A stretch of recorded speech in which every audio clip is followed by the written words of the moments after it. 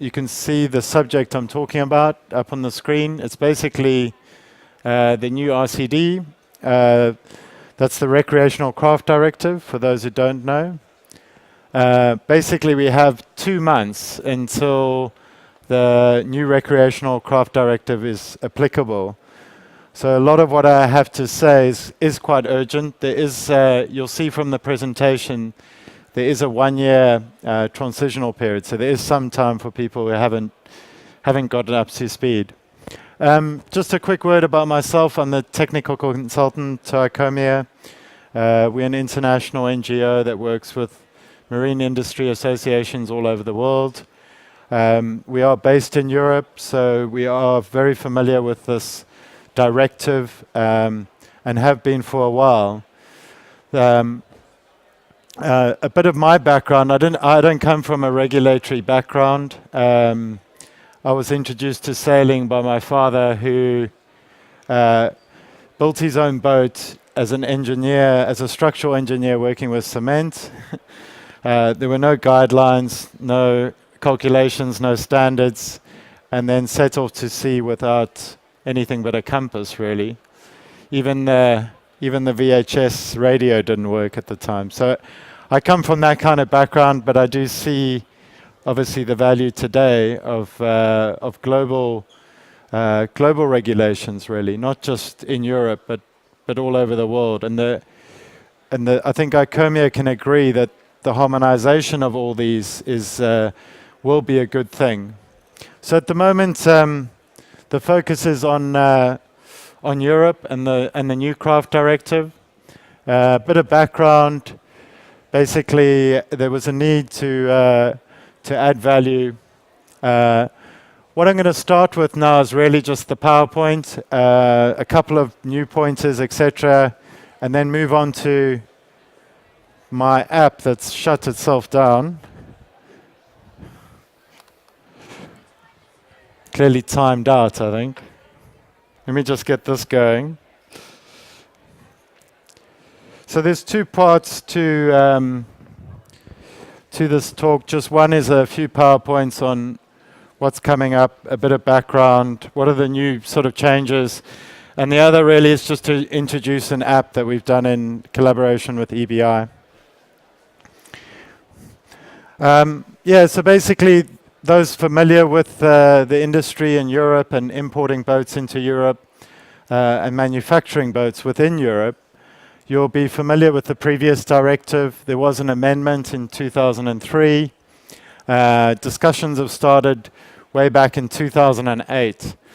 It always makes me chuckle a little bit because often, I think in the last year, we've had a lot of people wanting to make changes.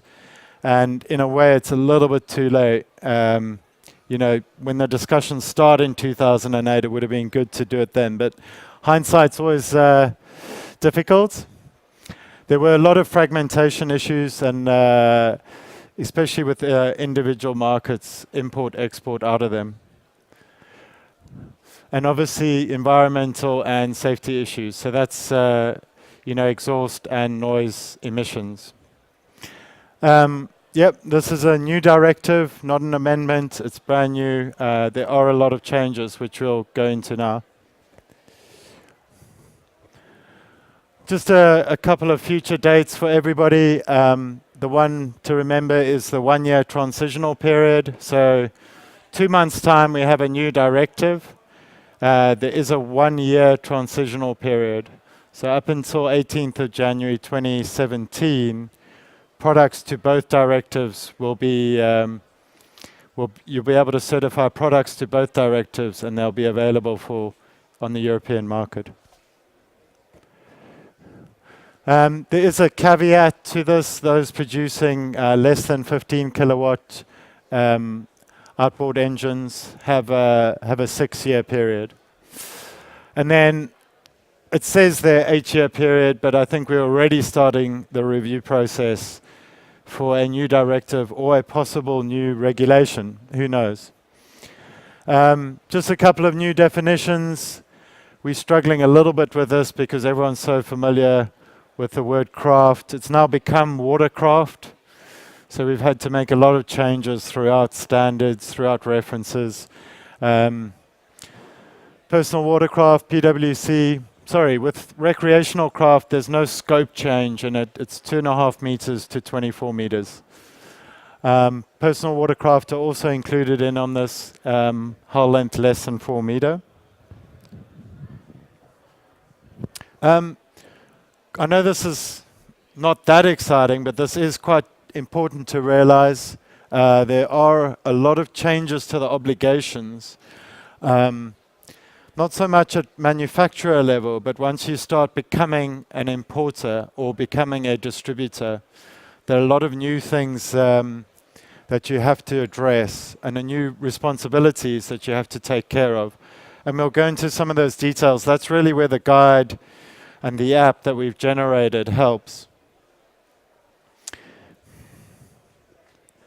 Just a couple of the more essential requirements, the changes.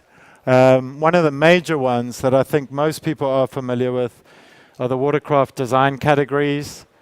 So it's basically wind force and significant wave height. There's no descriptor there, no open ocean, lake, or anything else like that. It's just strictly gone back to wind force and wave height. Another important change that is worth highlighting here is there are changes to the SIN, which is the craft identification number. It could possibly be called the WIN, the watercraft identification number. The MIC code to that most manufacturers are familiar with is possibly going to change in the way that third countries exporting their product to Europe that have to actually apply for that MIC code within Europe. It's something we're still addressing now, even though this new craft directive will be in force in 2 months' time. And then also some changes to do with the susceptibility of inversions in multi-hulls and escapes. Another major one is means of reboarding, man overboard. This, you can see the wording quoted there. It has to be deployable by the person actually in the water. I'm sure we're going to see quite new technology when that, when manufacturers start demanding that their swim platforms, etc., need sort of self-deployable devices. The other one is really to do, and I've highlighted it there, is water treatment systems. As an aside, we're currently working on an ISO standard to take care of these. It's not easy because most water treatment systems tend to have a negative aspect to them in that they put something back even though they're taking out a certain amount. So nitrogen and phosphates are returned to the water, which isn't always good. There are some more stringent PCAs, they call them, post-construction assessment requirements. And then the other one's quite important as well to all those sailing watercraft designers. We have visibility from the main steering position. That's a current standard for motor yachts, and it's under review to incorporate sailing yachts as well. But you'll see the Recreational Craft Directive view from the helm will apply for both motor and sailing vessels, which is quite interesting given most sailing vessels have a large mast in their way, etc. A couple of other things in exhaust terms. We have alignment essentially with US EPA levels, which is good. The manufacturers obviously like that. They can manufacture a product, send it to US or Europe. There are no sound level adjustments to be made. So the previous directive had certain limits. Those were never tightened up upon. Outboard engines, this has pretty much been into play. I don't think there's anyone selling outboard engines without a stopping device. Propulsion engine identification, that's now required on compression ignition engines, so diesel. And then fuel tank spaces, only petrol is now ventilated. And then electrical circuits. So we have new technology being addressed. So these hybrid electric propulsion systems, they can't be integrated into an existing house system. They have to be kept separate. Right, so that's the end of the formal part. This is just an introduction of what we've tried to address and try to essentially write a guide. So we sat down and we wrote a couple of frequently asked questions, and we generated a PDF and we sent it out. And strangely enough, no one really cared, to be honest. So we try to create something different. And what do you do when you create something different? You try and make something usable. And you can see the app running here. Unfortunately, I wasn't able to, last year I was able to incorporate it into the system. But I'm just going to talk through a sort of PDF version of the app. So why did we do this? Well, that's why. It's super easy to handle an app. It really is.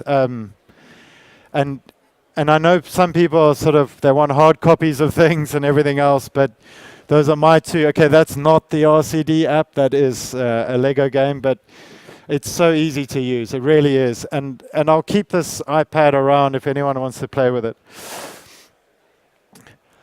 So if I could just change the...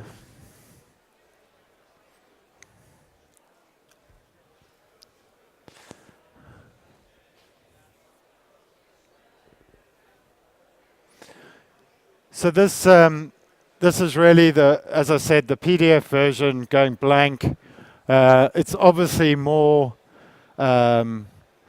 easier to use. It's all hyperlinked, so you can click on the left and just kind of go through it. I'm going to have to page through it. Essentially, we identified these 4 people in the chain. Now, interestingly enough, I'm going to start from your right to left. The end user isn't affected in this directive. There is no end user. There's no requirements, etc. We included it as a sin because we find a lot of people and groups representing end users do try and get more information and details, etc. And I think it just makes awareness. You own a boat. What do you look out for? Is it CE marked? When you buy a second-hand boat in the States and you want to bring it over yourself, what do? Do you pay quite heavy fees in getting a new engine put in or not? So this gives some guidance even to the end user. But the 3 it's mainly addressed at are the distributor, importer, and the manufacturer or the authorizer. So that's all color-coded. We've tried to, as we go along, you'll see those colors frequently. A little bit of blur, and that's quite important in the timeline. I think we've addressed that. The quick guide, we found people's attention span, they didn't want to read 168 pages of guide, and I don't blame them. This is a couple of pages, couple of things to look out for. We found that actually quick guides were very well used in industry. We had them before, we've updated them and put them back into this. And that really just runs down through the primary things, the CE mark, what to look for. You can see there the SIN, the craft identification number that I've talked about previously. There's a built-in quiz, and believe it or not, most people don't get 100%. There's sort of ambiguity involved in those questions, but it's a real test your knowledge. This is the parts of this guide that you really do need a Wi-Fi connection or some kind of internet connection to use. This is one of them. So it goes back and sort of rates you online. A couple of things with the new legal framework. I'm not going to get into much detail here. It explains it quite well for those who are not familiar with the way Europe works. But most directives have been changed across to this new legal framework. A couple of definitions. This table is actually very interesting. It's something that I must have circulated it to different groups a couple of 100 times because it comes from a blue guide to Europe, which is a very general document that Europe has, understanding all sorts of regulations and directives. It sort of outlines Here, what you need to address as a manufacturer, an authorized representative, an importer, or a distributor. And believe me, you often don't think you're an importer and you become an importer, and you should have a contact sticker on the vessel, and you don't, and you become. There's a lot of changes there, and you have to watch out, because even though you might have nothing to do with the process that the manufacturer has in a third country, you need to be very much aware that when it lands in Europe and you become the importer, your responsibilities increase. You have to keep documentation for 10 years and things like that. But I'm not going to go into detail. It's there in the guide. And there you can see the color coding system. A couple more legal changes, highlighting for each of those groups. So a lot of different change for each individual. That's distributors' obligations. A couple for the end user.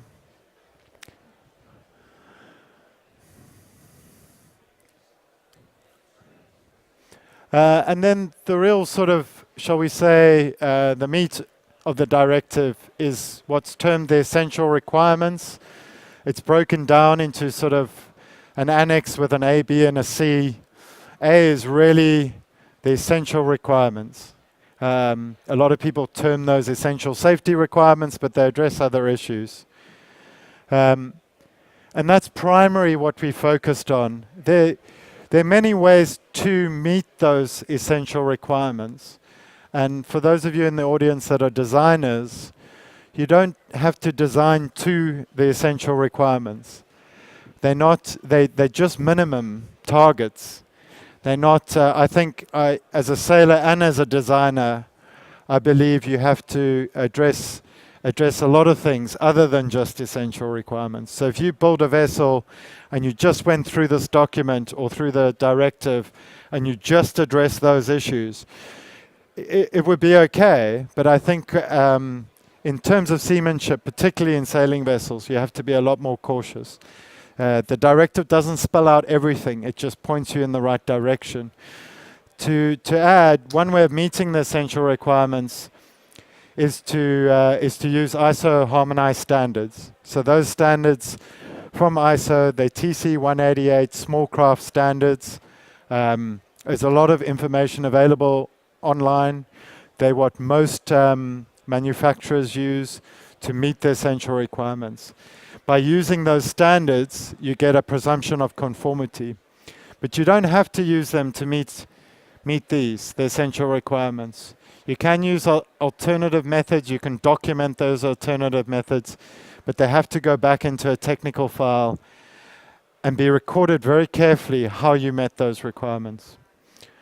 So let's whiz through. I'm going to be quick here because there's quite a few. You can see already we've addressed visibility from the main steering position. There's a whole section on owner's manuals. Those are quite important. Currently, one of the big changes is we're trying to make those available in electronic format. Now, a lot of people are against that. They want a book, especially smaller vessels where iPads get wet and don't work. Our feeling really, this addresses partly a manufacturer's responsibility. So a manufacturer builds an outboard, he creates an owner's manual, now he prints it out. Now he's not quite sure where that outboard is going, what country. So he then has to print out multiple copies, and you're all familiar with this. You get a ton of paperwork about this big, and a couple of trees have died in printing it. So the electronic owner's manual is an interesting concept. Obviously, we're quite keen to promote it. It doesn't mean that you can't press print, though, and that's, I think, an important thing to emphasize, where you always have that opportunity. And if that opportunity is in the dealer or the distributors, so be it. Then they can press print for you as you buy your engine.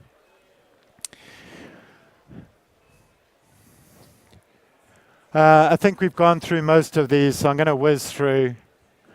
For those who just joined now, this is basically a replication of the guide. It's a PDF document, so unfortunately I can't click out. I have to page down. So I'll go through some some things very quickly. This is also quite a good table just to explain a few things.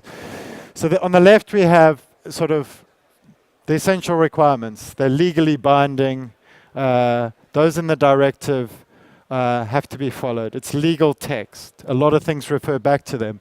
So you have that list. And then next to there you have this equivalency by the manufacturer. And the key to highlight is after a risk assessment, he doesn't have to pick all of them. He can pick 1, 3, or 7. And from there, you can basically use the harmonized standard to provide the presumption of conformity to those essential requirements. Or it could be other specifications, other standards, but then you're not gaining that presumption of conformity. This is just a section, conformity assessments. You'll see this really revolves around notified bodies. So those notified bodies that provide the certificate, they help you through the process. They have various modules, depending on whether you are self-certifying or whatever the case may be. So I'll be quite quick through these. If I just go back one, what is quite interesting, we wanted to make it as a whole document. So when we went to electronic on this, we realized we could just hyperlink. Now, a lot of the times, a lot of the questions we have pertain not only to the directive, but then there's also, of course, there's about 10 answers depending on which manual you're reading. So we try to incorporate all the things you need that are referenced in the directive into our guide. So you'll see at the bottom, this deals with the EU Declaration of Conformity. It's abbreviated to DOCs. It's a requirement. Everyone is legally responsible. The manufacturer is, the importer is. If there is no DOC, the importer will become responsible. It's a declaration, and it essentially highlights what standards you've used or possibly what other directives you use. But there's a link there. We've created a template. We put it online, and unfortunately, this isn't all linked up, so I can't click on it. But essentially, it'll take you to the right place on the internet where that's stored. This also helps, you'll see later on there are other links. It means that we can, it's always a problem revising documents, and this is a helpful way. Instead of including all that information in one, we allow it to be updated in other avenues of the web. Just briefly on market surveillance, there's a couple of things here. What needs to happen if there are problems? What's the correct path if the importer discovers that not everything was in place? And they're possible, for non-compliance. We also address certain special cases. What happens if the watercraft is sold on a trailer? From my experience, the trailer network, I don't know how anyone actually builds a trailer in Europe because there's about 7 different directives that you need to consult. It's not easy. Also, craft built for own use. Things like you purchase a kit boat and assemble it yourself. How is that covered?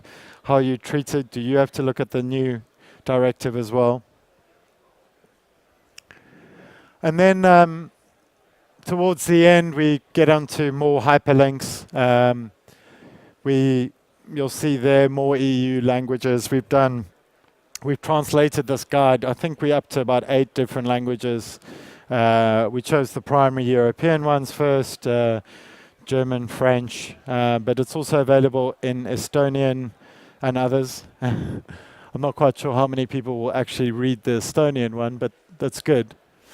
The other link there that's very important, it's a comparative table. And what it is, I find it very useful. That's another separate part, and we try and keep that updated at least 4 or 5 times a year. It takes the old directive, the new directive, side by side, so you can see both. I know the RSG group, which is a group of notified bodies, has done this. I find it very helpful. You're not quite sure how much of the text has changed. You're very familiar with the old directive. And to have the new directive right next to it is very, very helpful. And then we've created a third column on that comparison table. We've added all the harmonized standards that you should go and look at if you're trying to address an essential requirement within the directive. So it gives you a list. And sometimes that list is quite long. You know, there are other standards you should be looking at, even though what you're doing is an LPG gas installation. You may need to consider, you know, the fire protection standards. So we've thrown that in there for you. This is more hyperlinks, really. It's a long list. There's plenty of information here. We've really tried to include everything. So the app and the guide addresses the immediate need with information. But if you want to go further, we get to the new legal framework there. The blue guide is an excellent for anyone who's thinking about, is this legal or not in Europe? It's a very helpful advice. It determines whether you are placing on the market or not placing on the market. So if you're an importer, I think it's invaluable advice. You know, you are allowed to bring products into Europe and not sell them and not place them on the market. You can show them at shows like Metstrade with no problem. So certain things are covered and certain things aren't, but you may not then place it on the market, obviously, for use or for further distribution. So there's more hyperlinks. There's also other directives. Those in this industry who are involved in regulations will be familiar with the General Product Safety Directive, consumer rights. There's also product liability. I'm not a lawyer, but there's a lot of valuable information in there as well. Some contact details for us, and of course a disclaimer. Our attorneys asked us to put that in. And then appendix, basically. There's another link to the comparative table. This is quite a bit long, so I'm not going to scroll through that. That's actually a copy. It's automatically linked to a copy of the directive. So I think that's about it. Are there any questions from the audience? That, as I say, I'll have the app available if anyone wants to have a look or a play. Otherwise, go to ICOMIA's website. We have a button up there, how to go about getting the guide. We are currently, I think it's €2.99 for the PDF. We're not actually, most of that money is going into all the translations and everything else like that.